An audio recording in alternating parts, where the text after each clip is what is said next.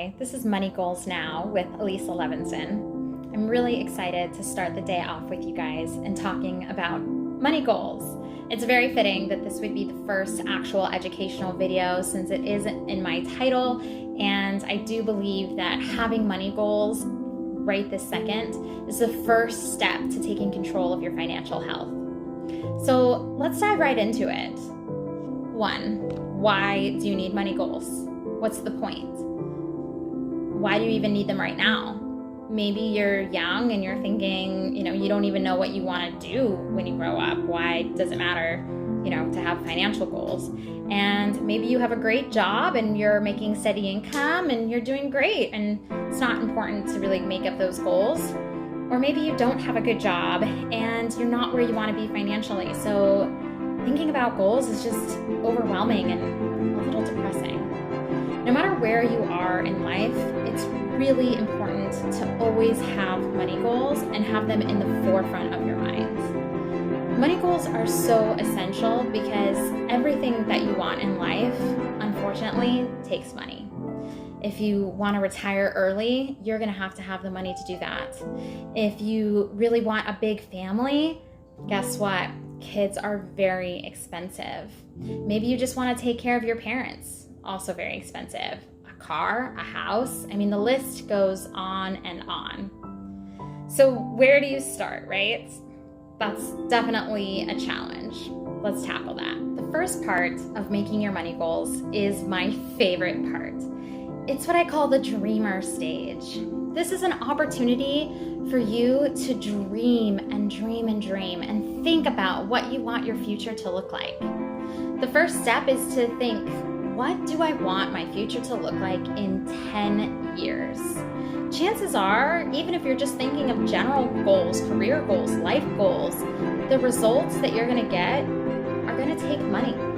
Maybe you want to be retired in 10 years, or maybe, you want to have a new job or run your own business. All of those things are going to revolve around money in some way or another. And have fun with this stage. Maybe take a journal, either a physical journal or, there's programs online, I'll probably link some below, where you can just start to type out ideas. Because sometimes 10 years can feel really far away and maybe you have no freaking idea what you want in 10 years or where your life is going to be, and that's also totally okay. But this is your time to look within yourself, and please take some time with this. Maybe journal every day for a couple of weeks. See what you come up with.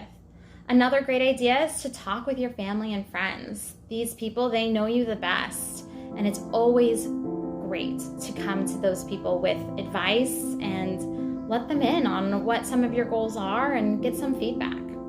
So once you kind of have that big, broad, general idea, and it doesn't have to be specific, like I said, just dream big, There's a really annoying cliche that says, shoot for the moon, and if you miss, you'll land among the stars, right? You see it on a mug, on a sweatshirt, on a picture frame, and, it is really cute and catchy, but the truth of it is that, it's actually good advice.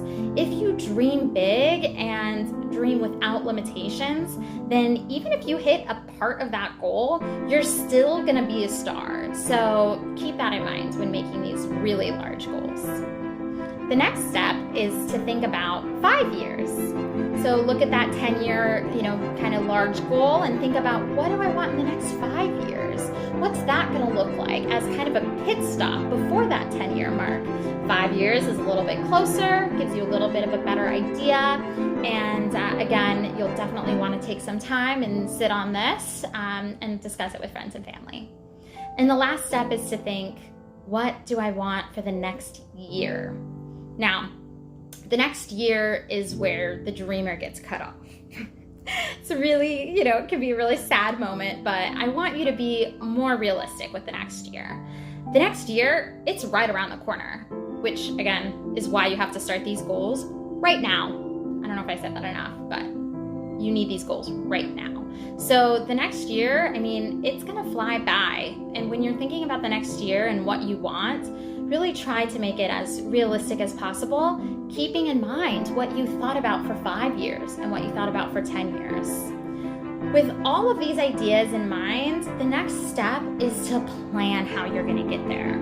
But before we can get to the planning video, which will be its own video, and I'll talk you through all the steps of how to make these large goals into small plans, before you can plan, you have to know, where are you? That's so essential. How can you plan a road trip if you don't know where you're going to start? And that's what you're doing here. And that's the last assignment that I'm going to give you today. Not only do I want you to dream big and have no limits with the goals and the dreams that you set for yourself in the future, but I also want you to come back down to reality. I want you to actually think about where you are right now and be honest with yourself, because this is your life. Sometimes it might not be fun to find out where you are, because that means I want you to look at all of your bank statements, the actual statements, which you can find online nowadays. I want you to look at all of your credit cards, write down all that information as well. See what kind of debts you have. Your car, that's a debt if it's a car loan, which it probably is. But you get to look at what cash you have, what coins you've saved up in that piggy bank, and also if you have any assets. And assets aren't just, a house. Sometimes assets could be things that could help you build a business. I mean, my computer's an asset. And once you know where you are, that's going to be essential to our planning phase. So please take some time, dream a little, be realistic, find out where you are. Your future self will thank you, because if you don't get started now, then when is the time? You're never going to be bored thinking, hey, I want to go through all of my financial statements today. Instead of going and having fun with my friends or my family or relaxing because work was hard this week, instead of doing that, I'm going to really dig into these numbers. No, that's probably not something that you're going to say unless, you're in finance. And the truth of it is that there's never a good time. There's always something better to do. Believe me, I put this off for years, and I really wish I hadn't. So now I want to help you set those money goals right now. I want you to take control of your life right now. Don't let the person who hands you your paycheck be in charge of your life. That's your job.